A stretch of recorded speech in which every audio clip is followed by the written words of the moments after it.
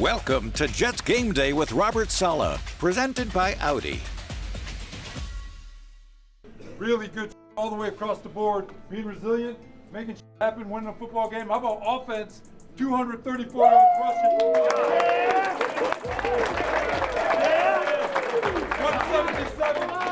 177 from Brees. But I got one game ball.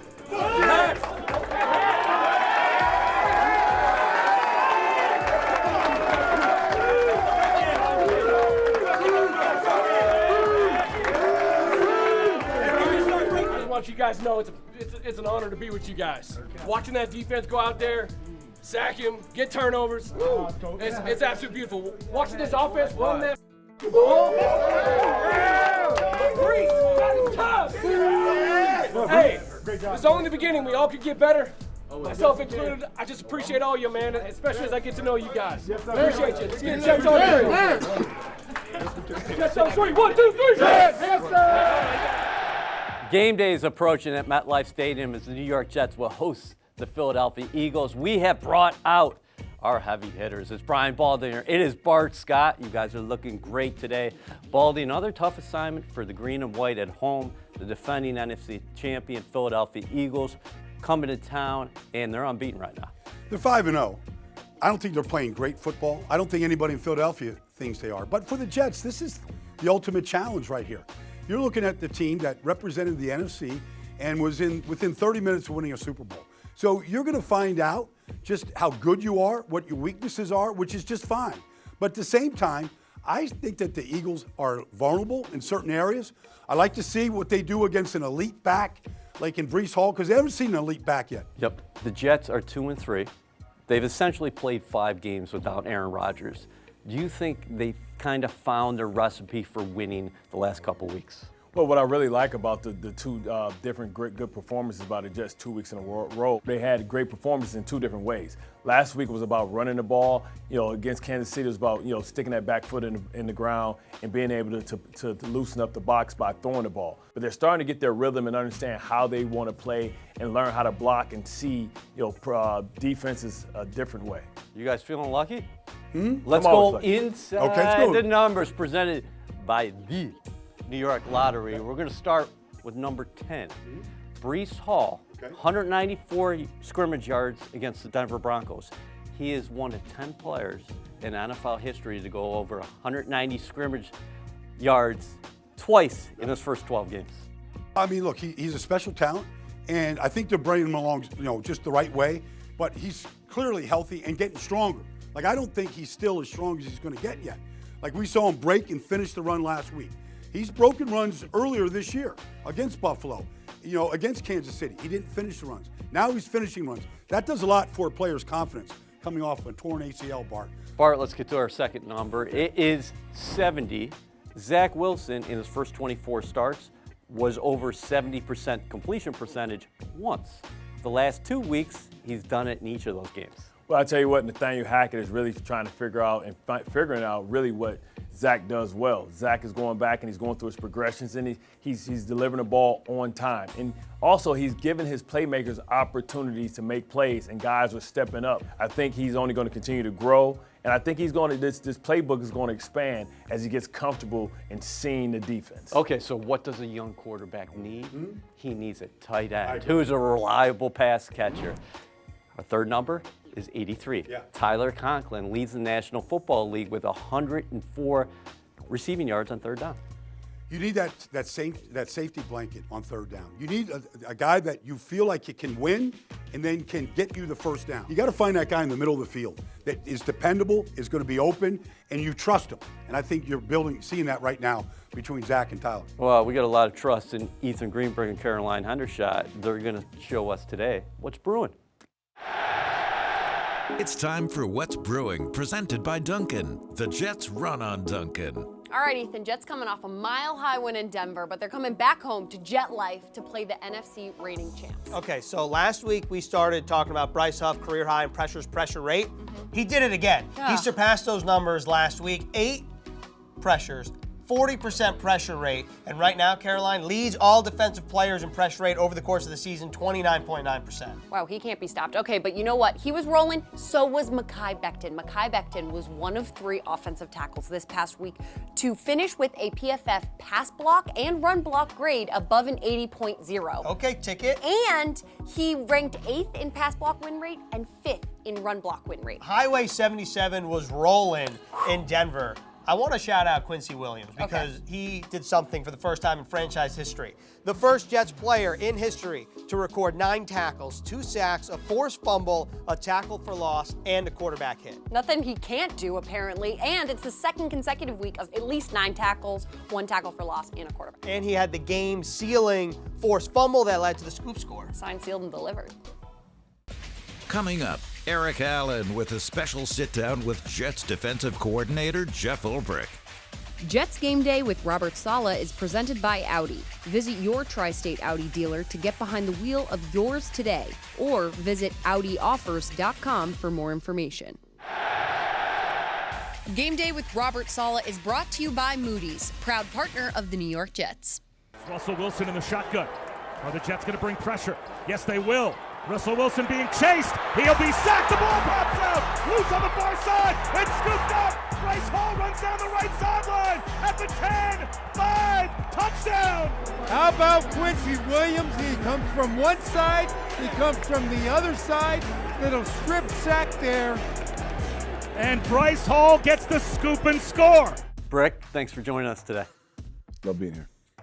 So you are pinch hitting for the head coach, so That's we're right. expecting a big time appearance. Okay, let's go. All right, so let's start at the end of the game against Denver Broncos, that play. Does it speak to the contributions you're getting from everybody on defense? You got an emerging star at linebacker, Quincy Williams, comes in with the strip sack, and then you have Bryce Hall, a guy who was forced into the starting lineup because of injury, and he comes up with the scoop and score, and that cements the win. First of all, Quincy, I would challenge anybody to say there's a linebacker playing at a higher level than him right now. So cool for a kid that's just cut from the team that drafted him. That's always a struggle. That's always tough. And to come here and refocus himself and really commit to a process and just to see these incremental improvements from year to year. And now finally you're seeing the byproduct of it all. He's playing at in my opinion, an all-pro level. You know, Bryce, obviously our first year here as a coaching staff, he was our starter for every single game. And he played good football. And then obviously we draft Sauce and we signed DJ Reed. And that's difficult. And I've lived that life. You know, I was in San Francisco when we drafted Patrick Willis, and safe to say I couldn't beat out Patrick Willis. So he approached every day like he was the starter. And because of that, when he had his opportunity, he took advantage of it. How did it feel playing with the lead finally in that second half? There was a streak there where the Broncos had 5 possessions, minus 18 yards. I'd like to say that's our defense, you know, that we don't do a lot, so it gives us the ability to really absorb information from an offense. So as the game gets going, I feel like we play at a higher level because, you know, by the fourth quarter, everything's been shown. So it was really cool to see us finish in that way. But saying that, we need to start better. We need to start faster. We need to start with better energy, focus, and we're gonna unturn every stone to do that. You talked about Quincy before. You played the position. What do you think about that pairing that you have, Quincy and C.J. Mosley? Because I would argue that C.J. Mosley hasn't played better in his career either. Yeah, I wouldn't trade this linebacker tandem for anybody in the league. And that is the absolute truth. That's not exaggeration. That's not because I'm here. We got Quincy, who is this just amazing athletic talent that is starting to now put his football intelligence and pairing that with this athleticism to create this really cool player. And you got CJ, who has just unmatched instinct. He's such a unique problem solver. You know, you're always gonna get unscouted looks, and without a high-level processor in the middle of your defense to really fix those problems, things can go sideways on you pretty quick. And he consistently, every single game, gets us on the same page. And he elevates everybody around him. And I would agree with you. I think he's playing his best football, which is saying something for a guy who's played as much really good football that he has. You got a lot of depth and talent along that defensive line. Can you speak to Bryce Huff? His percentage of snaps last week, 44%, most in his career. He's always getting around the quarterback. And how about Jermaine Johnson the steps he's taken here in year 2 and the physicality that he brings to that position? Yeah, for sure. Like Bryce is a guy that he's becoming an every down player. And you see when he gets opportunities to play, all he does is make plays. I'm excited about his future. He is an ascending player, in my opinion. And Jermaine is a guy that, you can't speak enough about. The guy came in here year 1 and he was young and he was a rookie and still finding his way as far as what it takes to be a pro. And I still believe he's got way more in the tank. So it's going to be fun to see him progress and become the player that we all know he's capable of becoming. Speaking of special, Michael Carter II, what does he mean to this group? He is our Swiss Army knife. He is our, I call him baby backer because he's a linebacker, he's a DB, he's a corner, he obviously plays nickel, and he's physical, and he's tough, and he's smart, and he's athletic. And plus, if you know Michael Carter, you love the human being that he is too. He's so selfless and such a great teammate. Let's talk about the unique challenge ahead with the Philadelphia Eagles. Yep. Can you compare their offense to anybody in the league right now? We just finished about a 5-hour session watching, a lot of their stuff, and it feels like Madden a little bit, make believe plays. It's like you can tell their offensive coaches have a whole lot of fun structuring their offense and putting things together just because of all the talent and the unique players that they have on their offense. They've got all the toys and the whistles in the run game with real physicality to back it all up, so it's going to be a tremendous challenge for us, and then the passing game, goodness gracious. It's not by accident that they're undefeated. It's not by accident that they went to the Super Bowl last year. Do you think you guys live for these moments? Going back to week 1, facing Josh Allen, talk about week 4, facing Patrick Mahomes, the way you guys rose to the occasion. Yeah, I think that's the nature of this group. It's funny, a lot of groups would look for the easy way out regarding a game like this.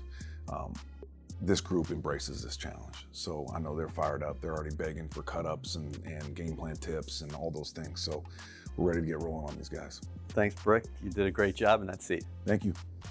This exclusive interview with Jeff Ulbrich was presented by Audi.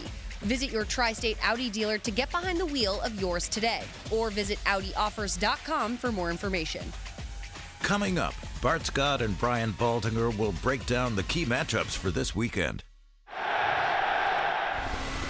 When you're preparing for the Philadelphia Eagles, you don't know who's going to go Figuring out how to beat the Eagles will be a very tall Look, everybody order. knows what type of team the Philadelphia Eagles are, but the Jets have showed up against some of the league's best so far this season. This Jets team continues to fight each and every week. The Jets are not going to be just bullied around. That's not their philosophy. They are built with the interior behemoth.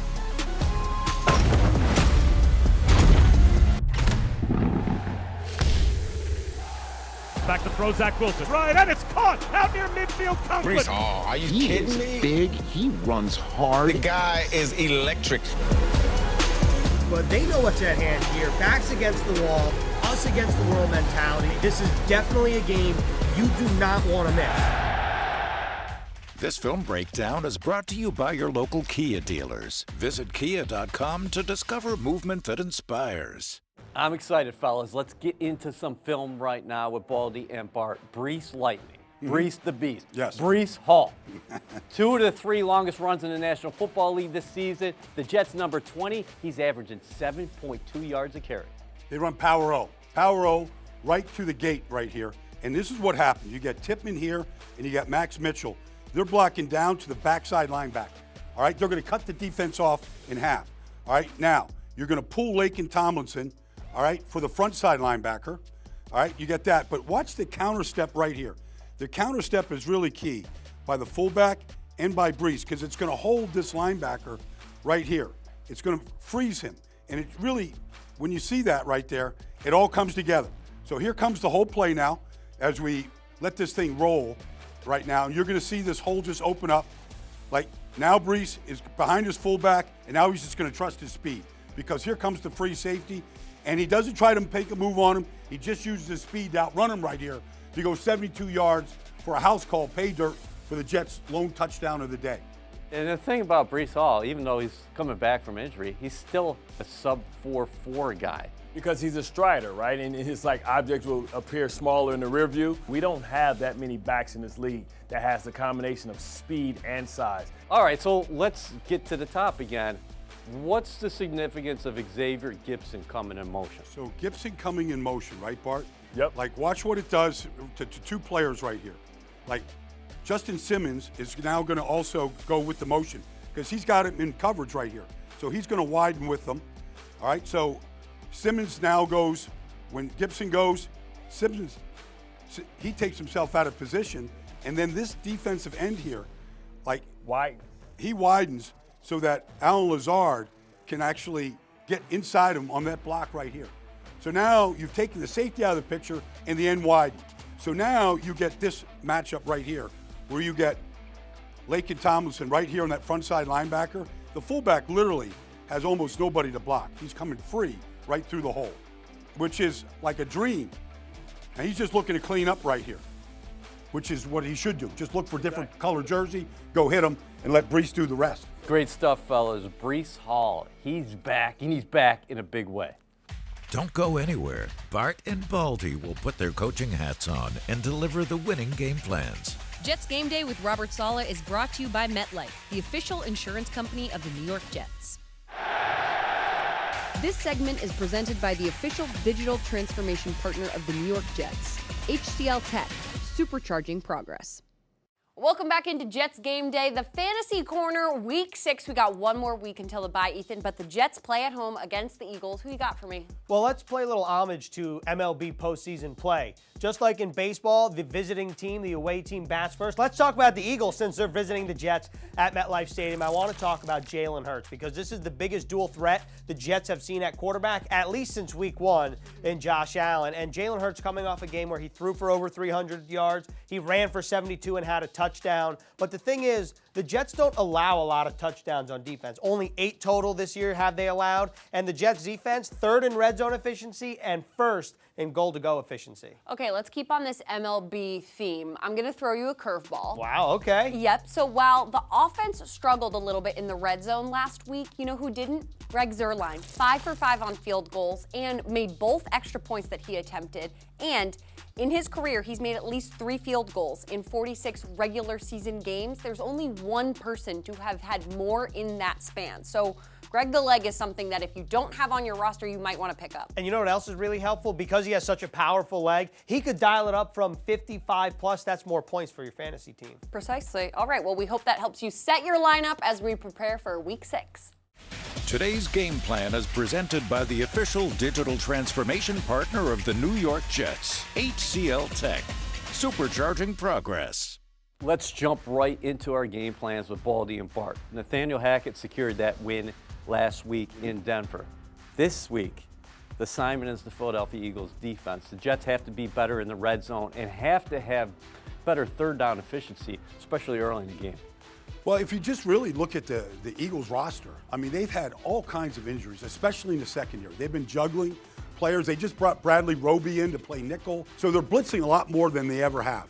And so when teams want to blitz right now, you got to make them pay. Like, there's going to be opportunities for big plays against this Eagles defense because there's so many new parts each week they're trying to fit together, and they're still trying to figure it out themselves. I'm watching number 17, Garrett Wilson. Will he be flying through that Eagles secondary? Let's flip it to the other side of the ball. This is such a unique offense. The Jets defense stepped up in weight against the Buffalo Bills at home, against the Kansas City Chiefs at home. They got to do it again. And that offensive line is the best in the business. So if you're going to be one of the best defenses, these are the matchups that you dream of. If you have one scouting report against the Jets defense, it's screen them and it's quarterback runs. Well, they have arguably one of the best in the business in Jalen Hurts. They're going to have to figure out a way to spy him and allow them to be able to make plays on him in space because I think that he's getting more comfortable. He's starting to use his legs a lot more. If they win this one, be the 2nd consecutive victory, of course, and 3-3 at the bye. Wouldn't be so bad. It's just the challenge. The challenge of going up against a team that's undefeated. And, if you can go toe-to-toe and take down literally the NFC champions, you're going to walk in that locker room saying there's nobody we can't beat in this league. Jets have an opportunity to play Rocky against the Philadelphia Eagles. Wouldn't that be something? Great job by Baldy, Bart, Ethan, and Caroline. Enjoy your football Sunday.